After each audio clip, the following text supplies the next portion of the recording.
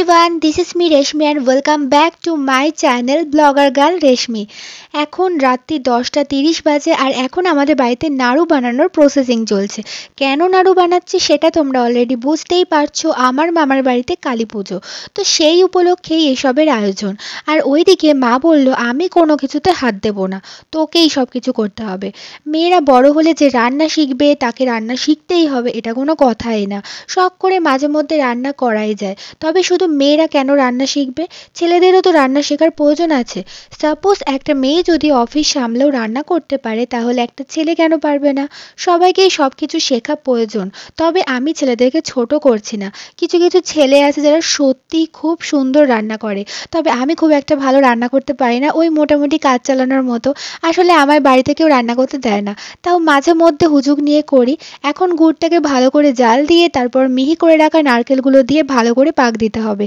আগেই বলেছিলাম আমায় কেউ রান্না করতে দেয় না। ওই যে আমার বাবা বারবার করে এসে দেখছে যে আমার হাত পুড়ে গেছে কিনা আমি রান্না করছি, বাবা আমাকে নিয়েই টেনশন করে যাচ্ছে।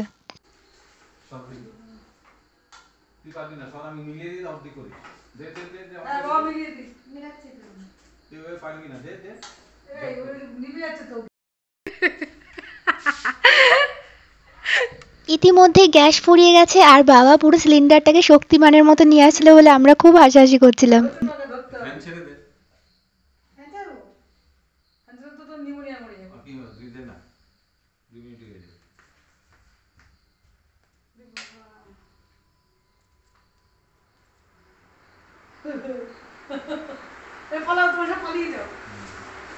গুড় দিয়ে নারকেলের পাকটা হয়ে গেছে, এখন হচ্ছে রাউন্ড রাউন্ড শেপ করে নাড়ুটা তৈরি করা হচ্ছে। আর নাড়ুটা প্রচণ্ড পরিমাণে গরম ছিল, হাতে নিয়ে গোল গোল করাই যাচ্ছিল না, এত গরম ছিল যে হাত পুরো লাল হয়ে যাচ্ছিল।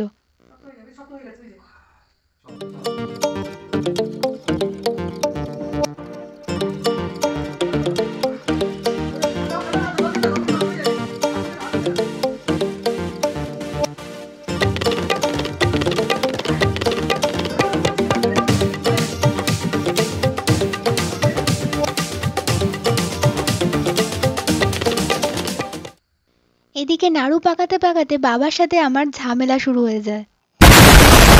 আবার গোল করতে পারছ না তো? না আমার এগুলো হচ্ছে না, গোল চ্যাপটা চ্যাপটা করছে, তাই না? পাক খুলে যাচ্ছে। তোমার মাথায় আমি করেছি তো পুরো সুগোল।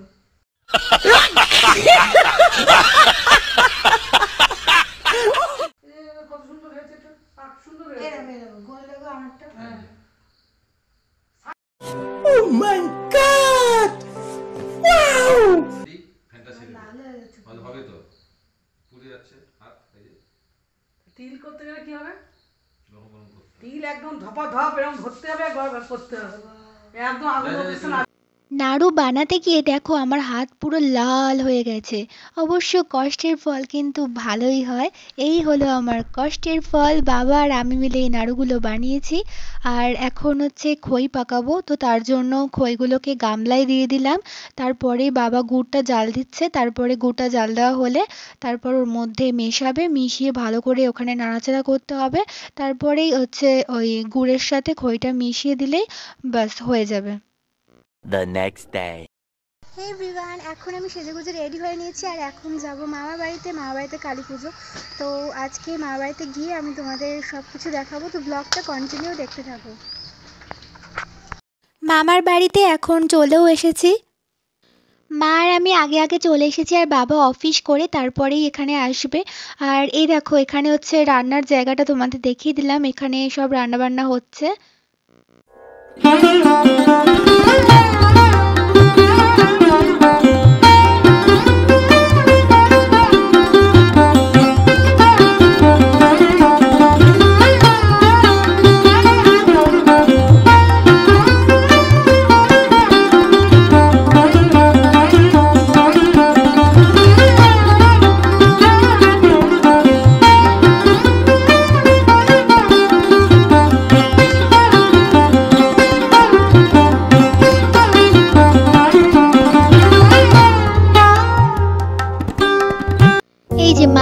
দায়িত্বটা আমাকে দেওয়া হয়েছে, কারণ আমি পুজোর কাজ করতে খুবই ভালোবাসি। কিন্তু না, আমি কিন্তু একা পুরো মালাটা গাঁথিনি, আমাকে আমার মাও হেল্প করেছে।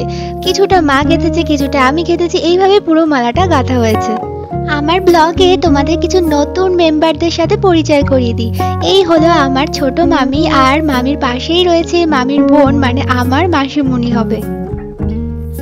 আর এখানে ইভিনিং স্ন্যাক্সের জন্য কফি আর পকোড়া স্টল বসেছে। সন্ধ্যের টিফিন করে তারপরে যাব আমরা ঠাকুর আনতে।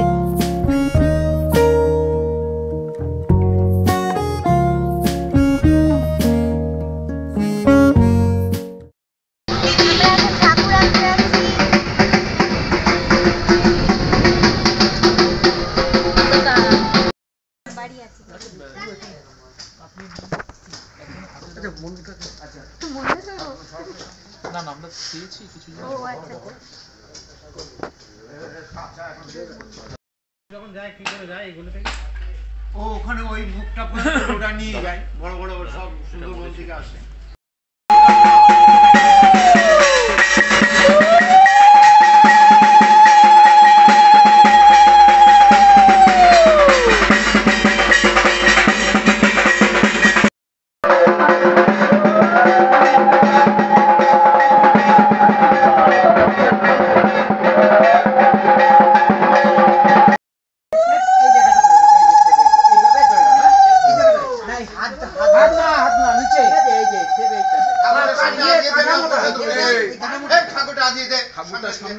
বলেছিলাম সামনে দিতে কিন্তু লালু বলছে না।